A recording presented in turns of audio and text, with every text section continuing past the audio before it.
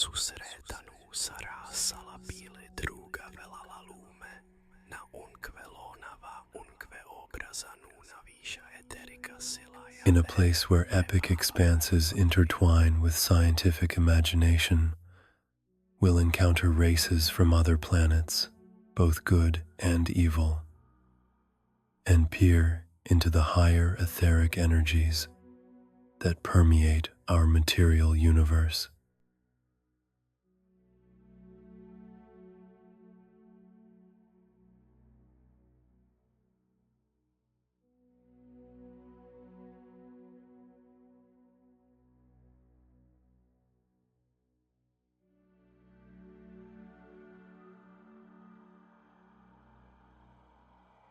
A silence descended upon Sylvaeron. It wasn't the silence of oppression, but the quiet that follows a storm, one filled with the echo of broken chains and the tremor of freedom. Vuldan's mental grip had loosened, and the Umbra Noxa retreated into ethereal shadows, leaving behind desolation in souls and landscape alike. The Ferrum Tyranny, bewildered by Sylvaeron's unexpected reaction and the collapse of Vuldan's control, temporarily withdrew, their ships rising like dark, mechanical shadows on the horizon, promising a return. They didn't understand the nature of this new force, this invisible shield that had repelled them. The defeat wasn't material, but energetic, spiritual. Vuldan remained trapped in his tower, his power broken, but his mind remained twisted, obsessed with his own grandiosity. His remaining loyalists, dubbed Discordia Animus, were lost in confusion, unable to grasp the collapse of their, until recently, unshakable power. They couldn't comprehend how the ethereal walls Vuldan had built were now just weak ramparts in their minds, cracking under the pressure of the collective consciousness's awakening.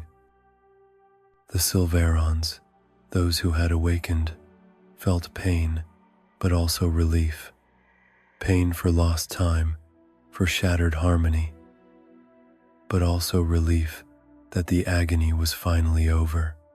Under the leadership of Kaelin and Nyana, and with the support of awakened younger Sylvaerons like Arion, Lyrian, Taurus, and the now transformed Zil, a crucial decision was made.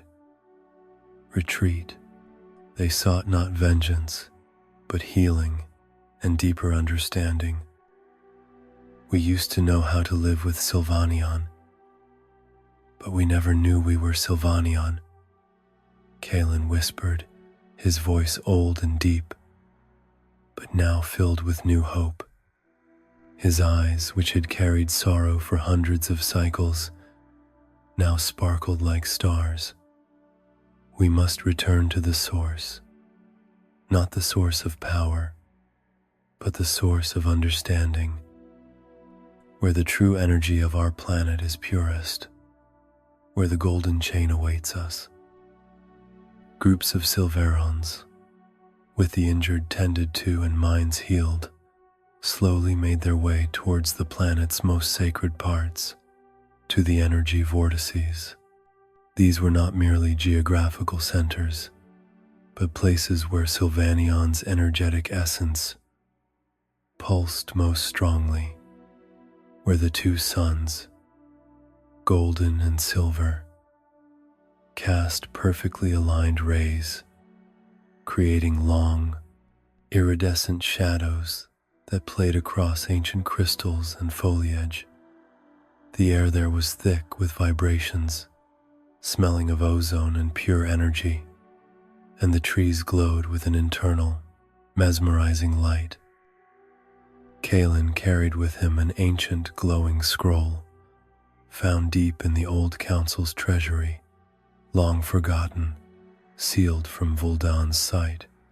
It was the scroll of the Golden Chain, a collection of prophecies and ancient practices whose language was ethereal and demanded a deep, intuitive understanding more than intellectual analysis.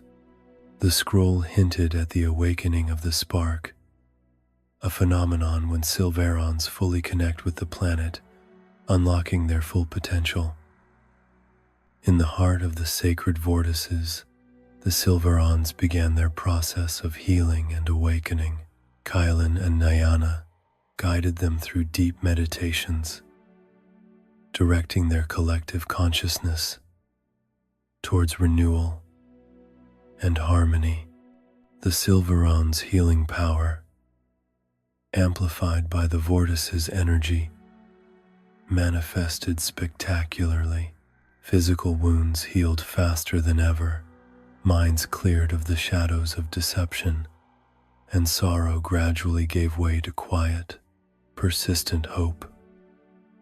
During these meditations, Lyrian, with his exceptional gift for astral travel and ability to perceive ethereal planes, became a key figure in establishing contact with the higher ethereal energy.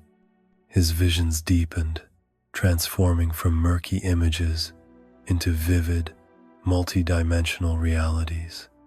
Fragments of ethereal messages, which he had previously caught as echoes, now coalesced into more coherent images and feelings, creating a bridge to entities of pure light and wisdom they called Lyrael Dan.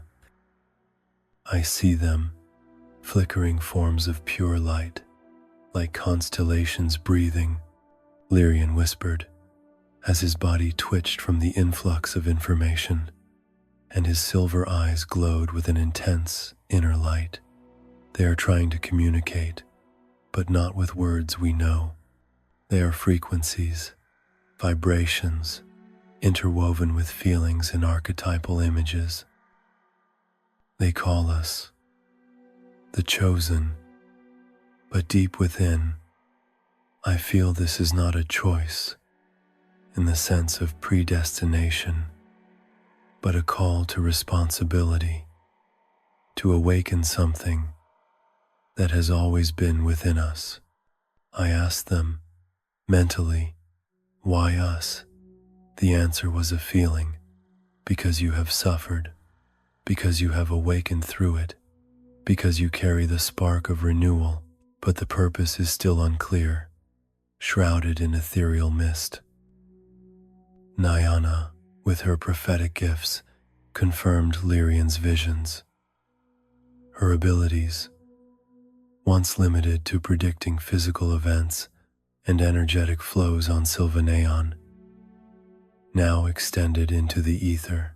She not only saw the Lyrael dawn, but also felt their timeless presence, their ancient wisdom that transcended the boundaries of time and space. The feeling of being chosen was strong, but understanding the exact nature of that call remained enigmatic, requiring further exploration. Kaelin, delving deeper into the scroll of the Golden Chain, discovered ancient symbols, ethereal runes, and meditative techniques that could enhance the connection with the Lyrael dawn.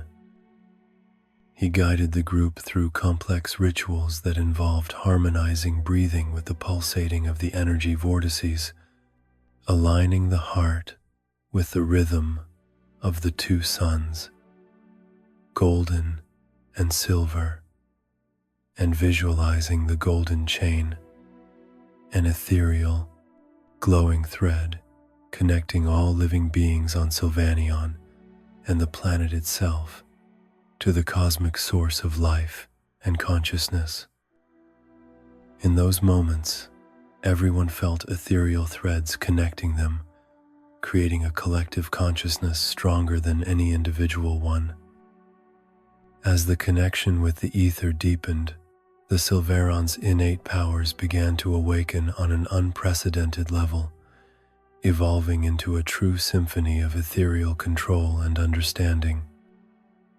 The most prominent advancement was in telepathy, their ability to communicate mentally, which had previously been rudimentary and susceptible to Vuldan's manipulation, now became crystal clear, far-reaching, and layered. They could communicate across vast distances, not only with other Sylvaerons but also with all forms of life on Sylvaeon, establishing interspecies communication on a completely new level. Arion, who had felt a deep connection with Sylvaneon's fauna since childhood, was the first to establish a true mental bridge with the wild horses of light, whose coats shimmered in the sun like liquid dawn. He spent hours with them, not riding them, but merging with their consciousness, trying to grasp their thoughts and emotions. I feel their joy as they run through sun-drenched fields, their awe of the planet as they drink from crystal streams, their wisdom woven into hundreds of cycles of peaceful existence. Arion articulated as he gently stroked the mane of one of the horses, whose mind was open to him like an ancient yet living book. They don't speak in words, but their feelings, their memories, their vision of the world are clearer than any language. They are our allies, not just in physical movements, but in understanding the essence of Sylvaeon. He felt his mind expand, embracing a new perspective, one that came beyond material perception. Imbued with the rhythm of the natural world, he realized that these animals were carriers of ancient wisdom, guardians of the planet's rhythm, and living parts of the golden chain. Soon, other Sylvaerons began to communicate with the dragons of Sylvaeon. These were not classic, ordinary dragons, but magnificent creatures with shimmering scales, whose flights were silent as the whisper of the wind, and their wings were woven with ethereal light. They were intelligent and ethereal, deeply connected to the very core of Sylvaeon and its energy flows. Lyrian made the first contact with an ancient dragon named Erthos, whose eyes were as old as mountains, a treasury of forgotten memories and cosmic wisdom. I see Sylvaeons pass through your eyes, Erthos. I felt the planet suffering through hundreds of cycles of Vuldan's tyranny, Lyrian mentally conveyed, receiving images of ancient forests before the deception and ethereal crystals pulsating with life. I also feel your deep wrath for the shattered harmony, but also your persistent hope. Teach us, great guardian, show us the way. Erthos's answer wasn't in words, but in a feeling of vastness and cycles of birth and death, renewal and decay.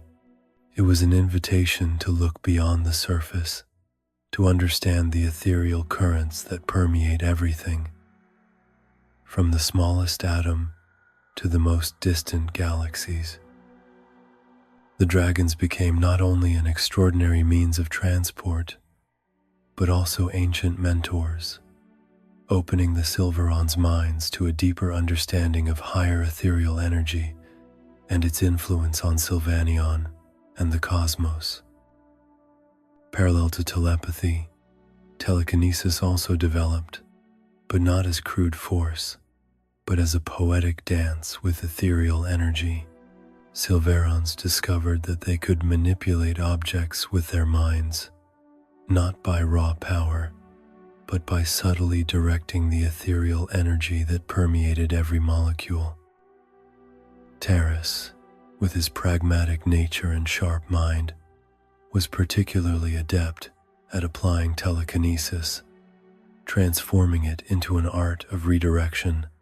He began using this power to easily move massive crystals for building sanctuaries and defensive structures, as well as for manipulating terrain. This isn't just moving a stone by force of will, Taurus mused, as a huge crystal block hovered before him, guided only by his focused will, shimmering under the double sunlight. This is understanding the fabric of matter at an ethereal level. Every molecule has its own consciousness, its own frequency, its own golden chain.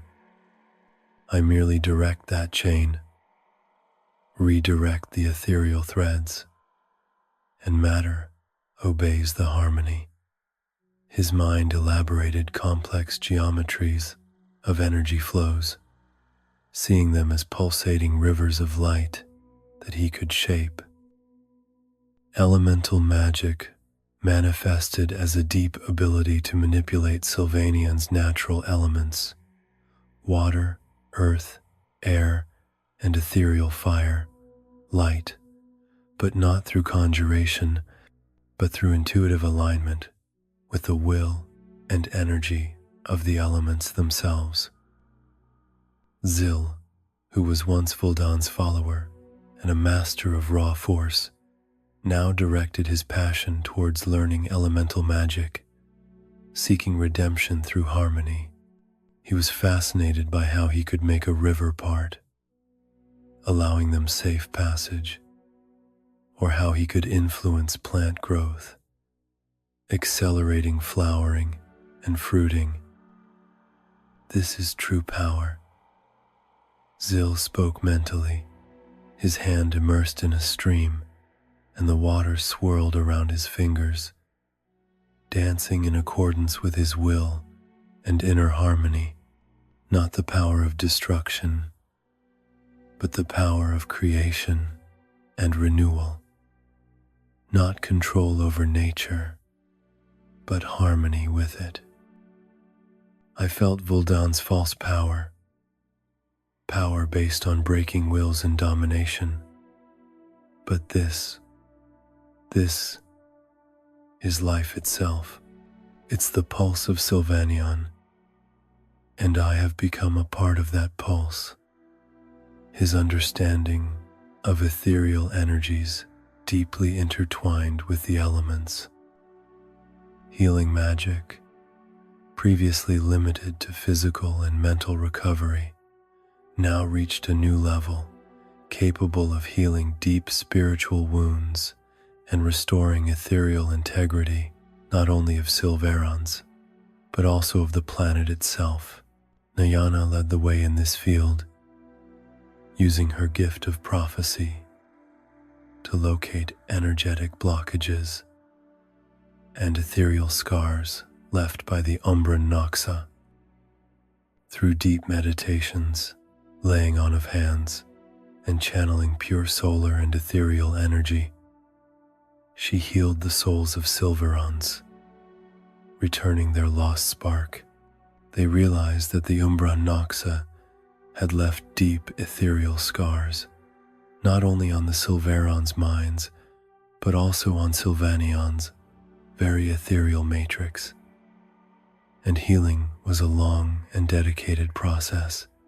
Every healed Sylvaeron was a strengthened thread in the golden chain. Not all Sylvaerons embraced the awakening of the spark.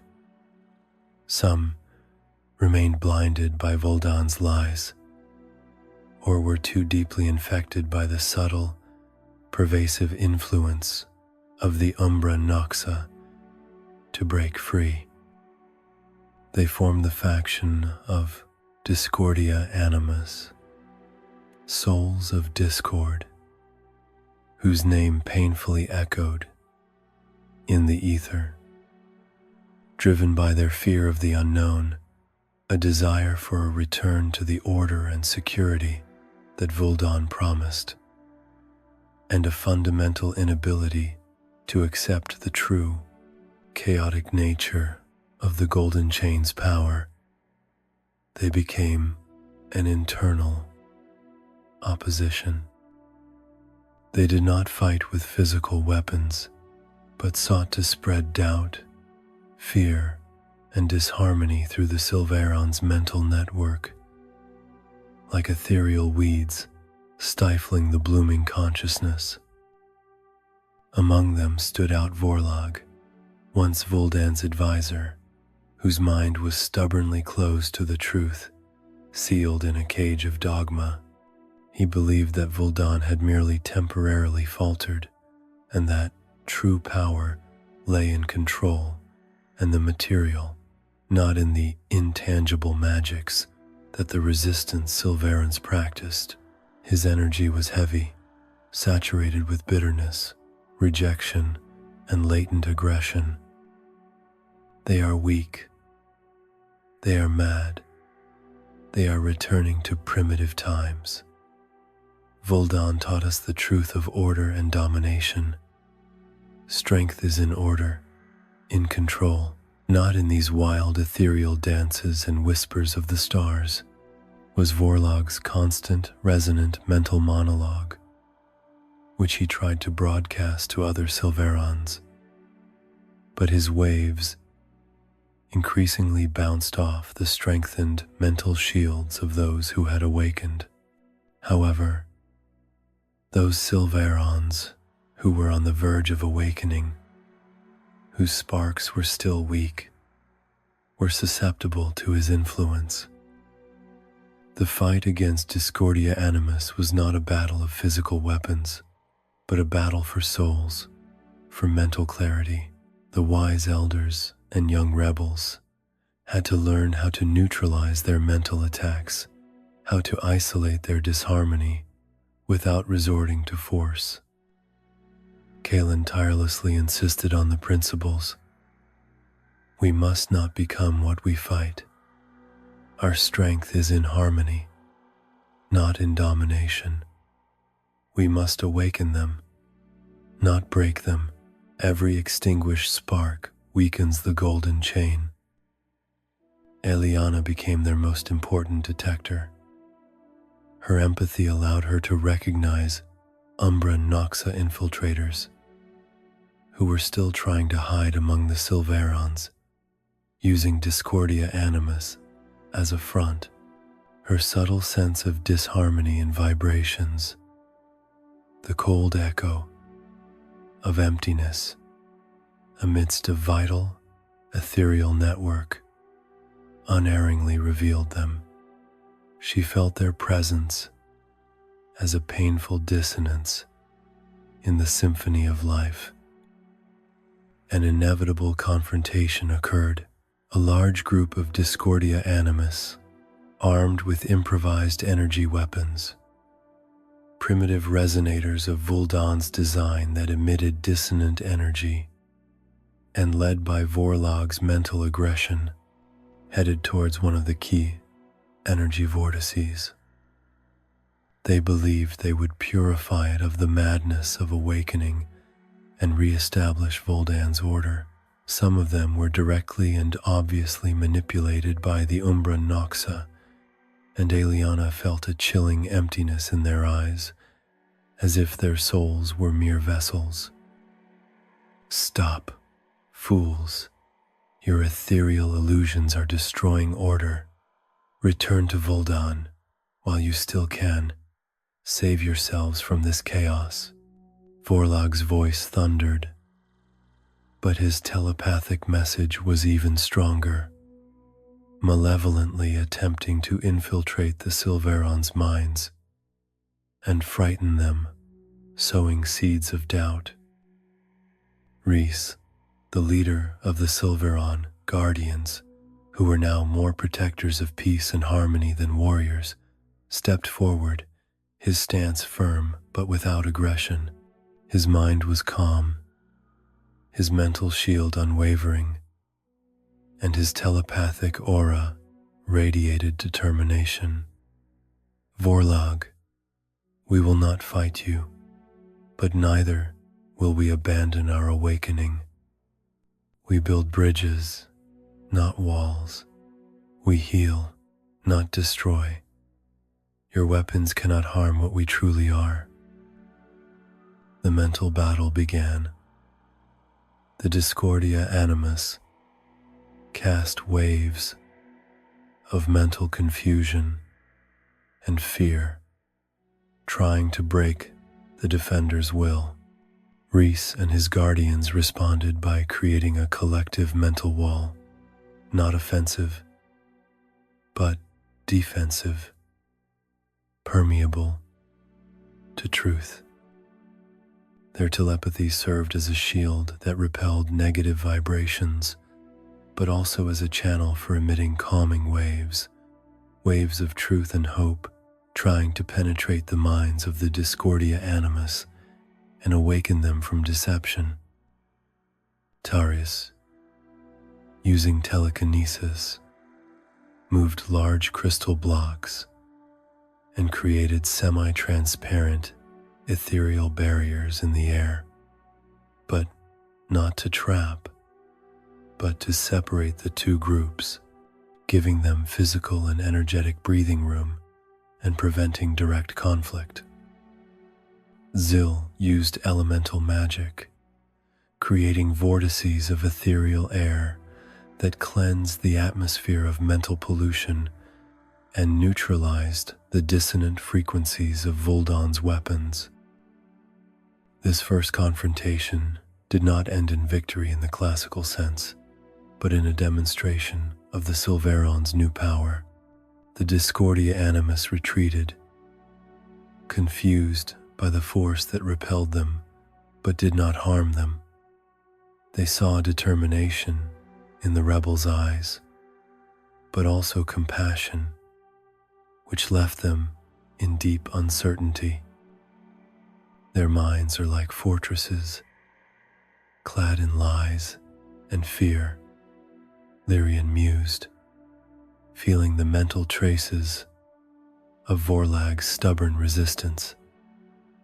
But cracks are appearing. Truth is the water that will slowly but surely break through them. Every ray of light we send opens a new crack. After the first confrontation, the Sylvaerons devoted more time to deepening their connection with Lyriel Dawn and understanding the cosmic purpose of their existence. Lyrian, as the primary bridge, spent hours in a deep ethereal trance, his consciousness merging with the flows of higher ethereal energy. The Lyriel Dawn transmitted complex information to him through ethereal visions, sonic vibrations, and feelings that transcended material understanding. One night, as the two suns created ethereal rainbows across the sky, Lyrian experienced a vision that unified all previous insights. He saw the golden chain, not just as a thread connecting beings and planets, but as a complex, living fabric of destined silk, permeating the entire multiverse. He saw threads extending through stars, galaxies, and even through different dimensions of existence, connecting them into a single cosmic network of consciousness. Sylvaeron, with its unique energy vortices and the presence of two suns, was a note of harmony, a vital point in that fabric, whose awakening and survival were crucial for the stability of the entire galactic region. We are not just chosen to heal ourselves and our planet, Lyrian mentally conveyed to the entire group, his voice filled with awe and deep responsibility, and energy pulsed through all present Sylvaerons, connecting them into a single consciousness. We are chosen to be the guardians of the fabric of destined silk. Our purpose is to ensure that the threads of the golden chain on Sylvaeron do not break or warp. If the threads break here, the disharmonious echo will travel through countless worlds, bringing darkness and imbalance to the entire fabric. Our suffering was part of that process. He felt the weight of this cosmic responsibility, but also a deep peace and purpose that came with the realization of the Sylvaerons' true role in the cosmic game. It was not a choice in the sense of predestination, but a call to action, to take an active role in maintaining cosmic harmony. Kaelin and Nyana confirmed Lyrion's discoveries through their own deep meditations and prophecies. They realized that their struggle was not only for Sylvaeon, but for the preservation of a wider cosmic harmony. This shifted their perspective. They were no longer just survivors, but essential players on a cosmic stage.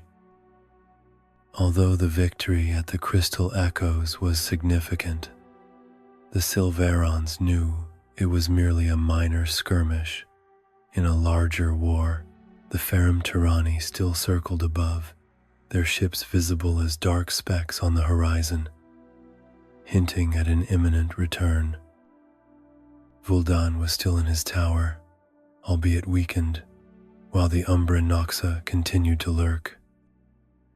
The Sylvaerons had to find a way to neutralize the tyranny threat without mass destruction, which would disrupt the chain and Sylvaneon's ethereal harmony. Lyrion, through his visions of Lyrael Dawn, began to understand the nature of the tyranny's energy systems.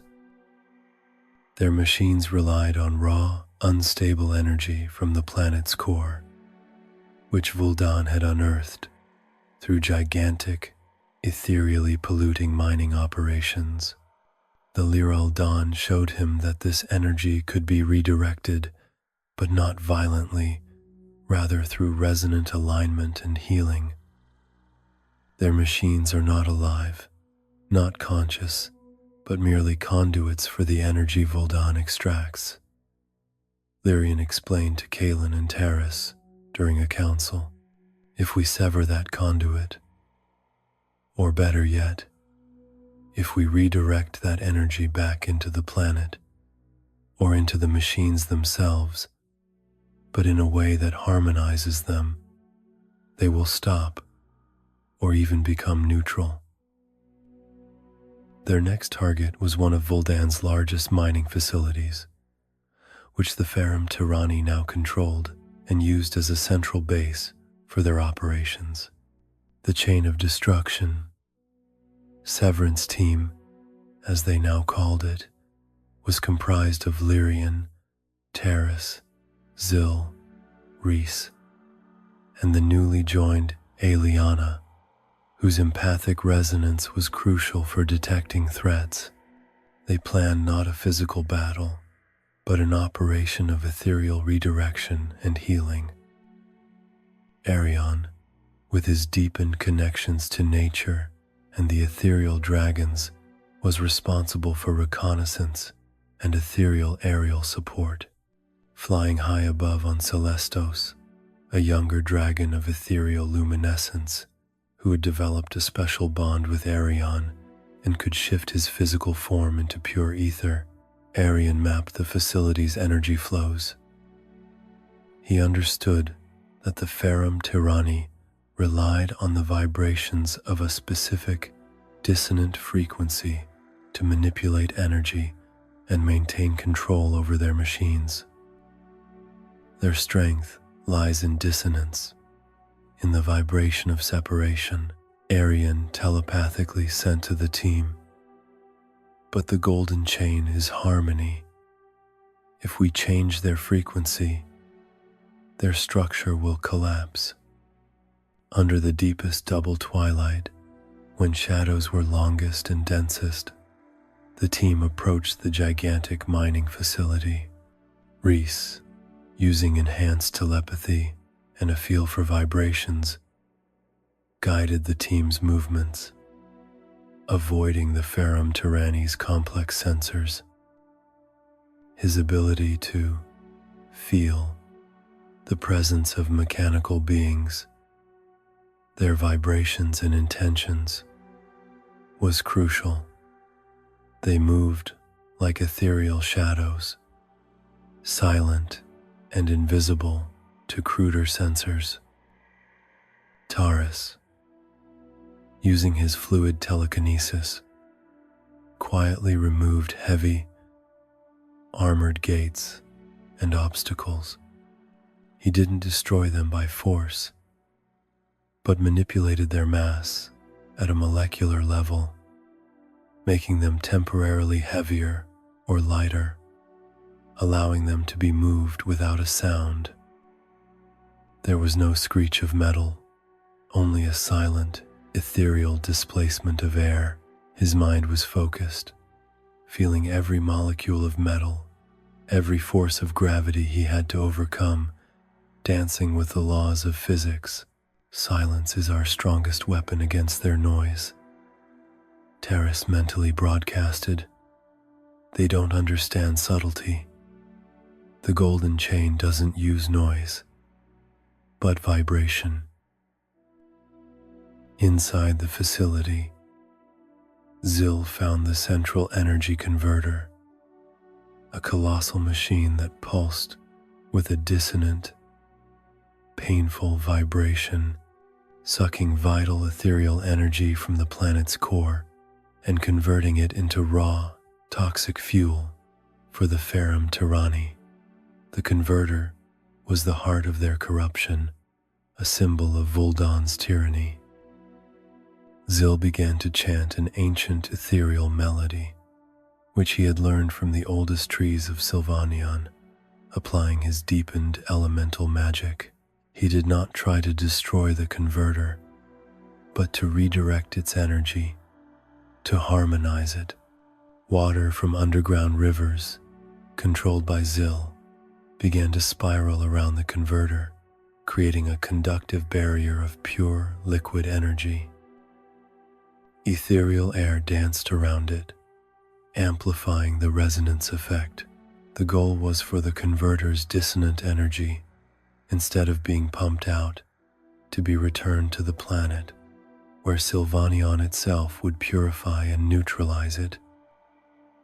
Lyrian stood beside Zil, his mind open to Lyriel Dawn. The Lyriel Dawn sent a series of complex diagrams and ethereal frequencies, helping Zil perfectly align the ethereal currents to find the right vibration that would neutralize the dissonance. It was a delicate, dangerous dance with energy itself, requiring absolute concentration and harmony. Suddenly, loud alarms blared, shattering the ethereal silence.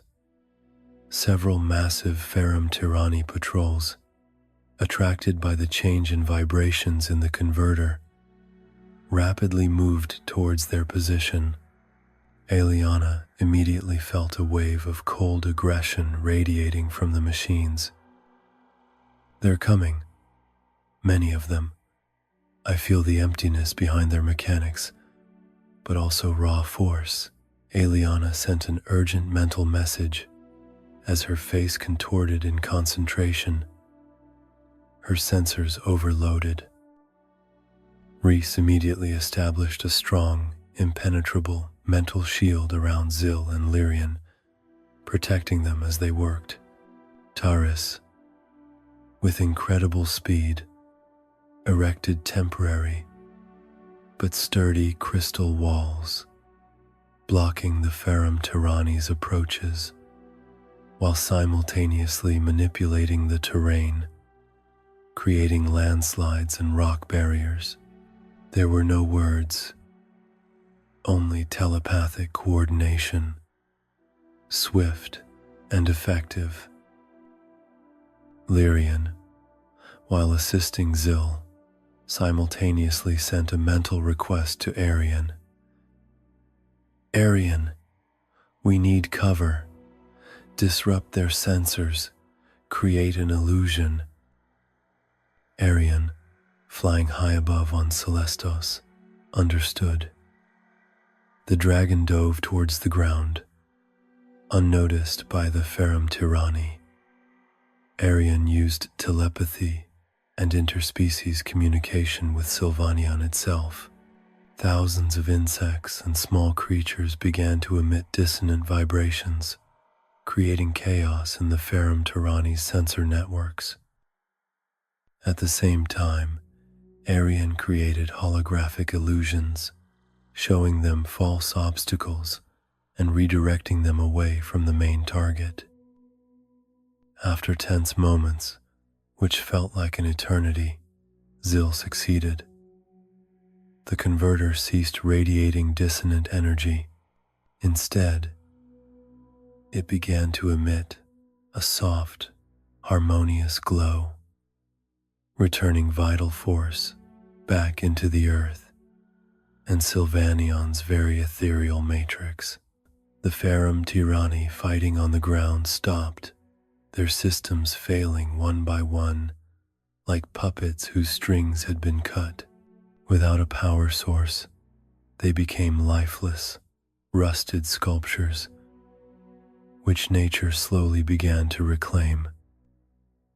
This was the Sylvaeron's first true, major victory in the conflict with the tyranny, achieved without violence, solely through resonance and redirection.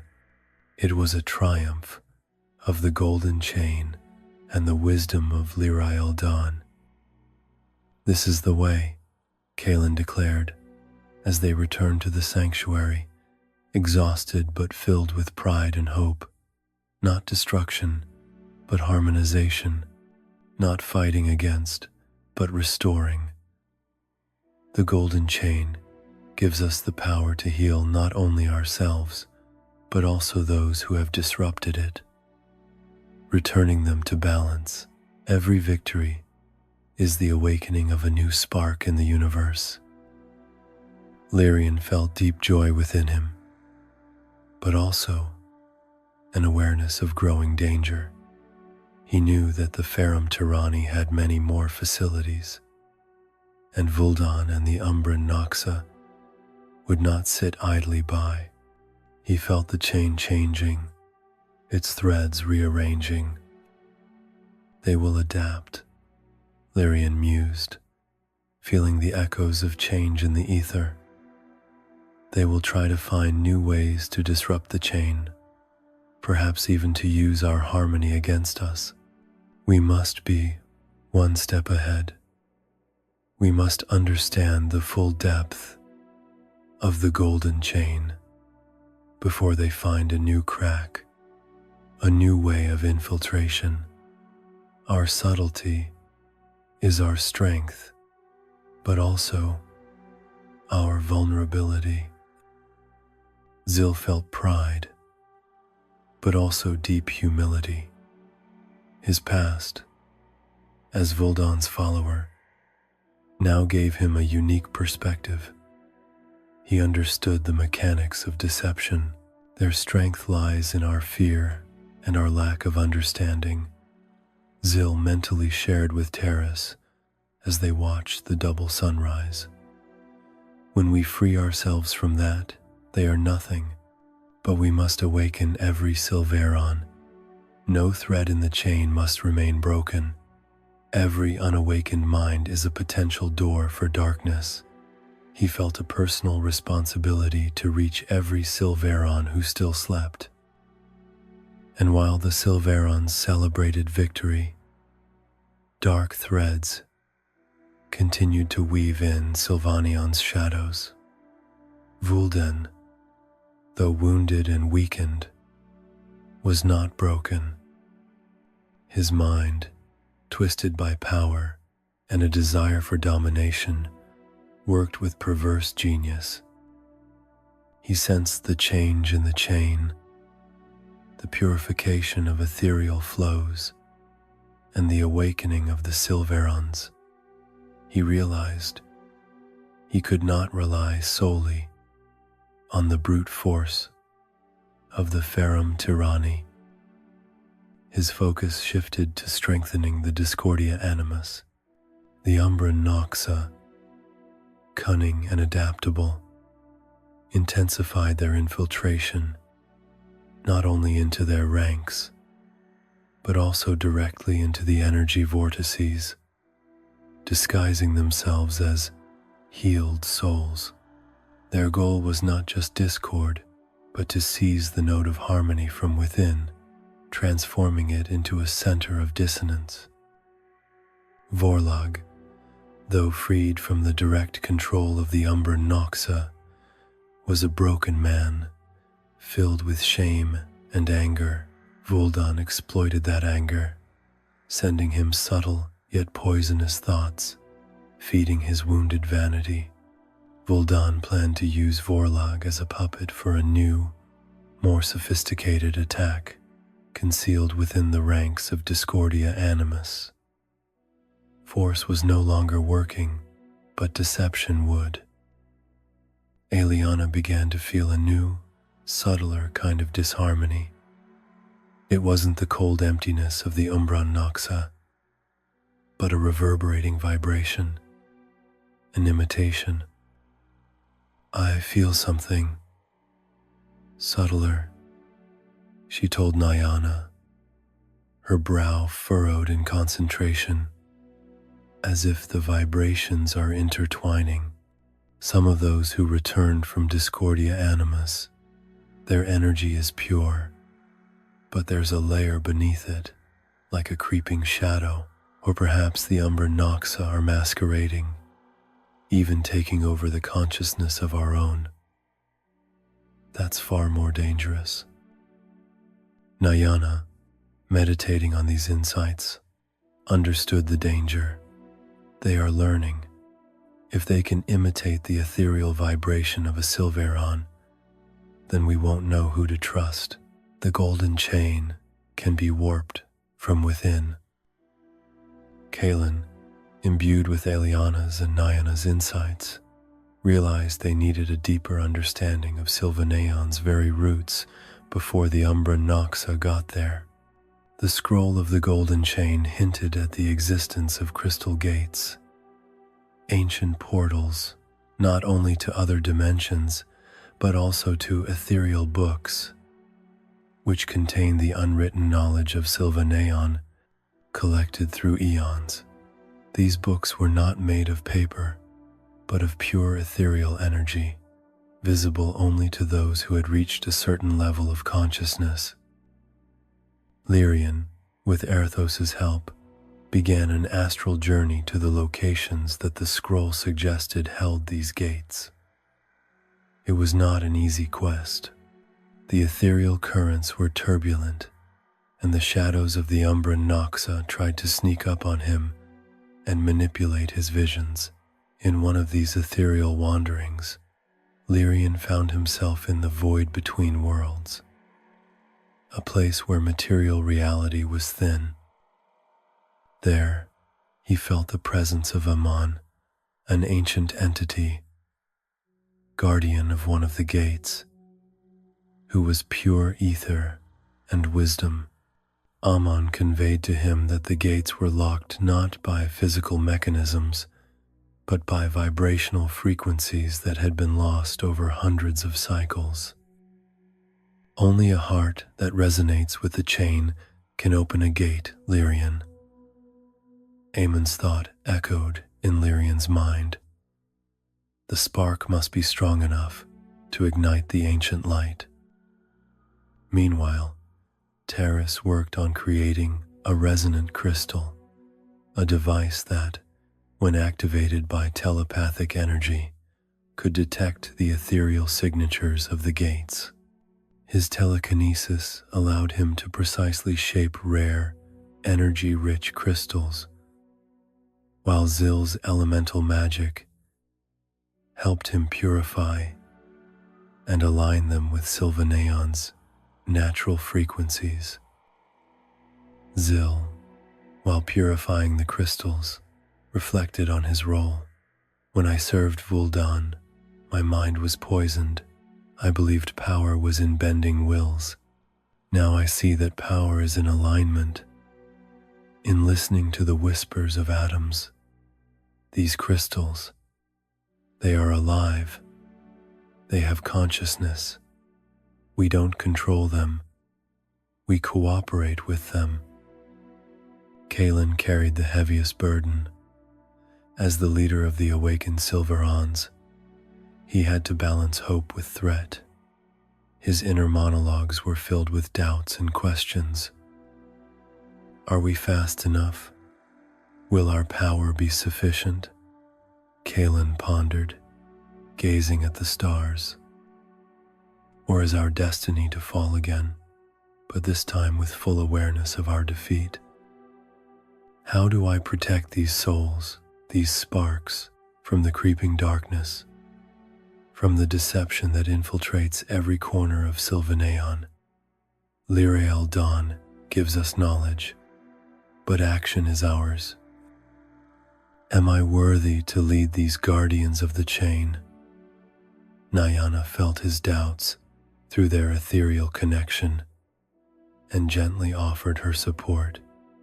Your strength is in your perseverance, Kaelin, in your love for Sylvaeon. That is stronger than any darkness. Rhys, as a guardian and warrior, had his own dilemmas. He was trained for combat, but now the combat was different. How can I defend my race if I must not destroy the enemy? How can I awaken those who refuse the light? Is compassion a weakness in the fight against such merciless darkness? His meditation was focused on finding a balance between compassion and determination, between defense and attack. He sought the path of the warrior of harmony. The series, The Golden Chain, the awakening of the spark, was approaching its climax, leaving the Sylvaerons on the threshold of new, even greater challenges. The existence of crystal gates and ethereal books opened doors not only to immense knowledge, but also to dangers that far exceeded Vuldan's threat. They began to understand that Vuldan and the Umbra Noxa were merely a small part of a much larger cosmic disharmony that permeated the threads of the golden chain throughout the universe.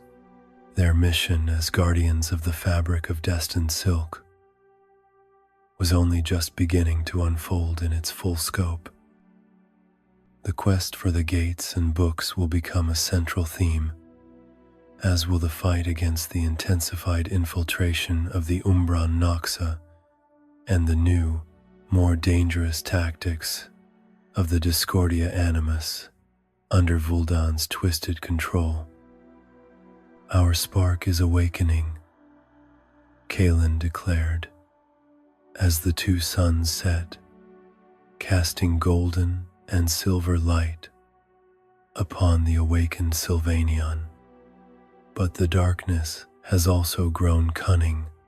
It doesn't retreat, it adapts. We are ready. We will move forward, for this is merely the dawn of awakening. The true fight for the very destiny of the golden chain is just beginning. Spread the word about our civilization as far as possible to everyone you know, so that all may hear and discover the wonders of the Sylvaerons. For the more you know about us, the closer will be the moment of our arrival.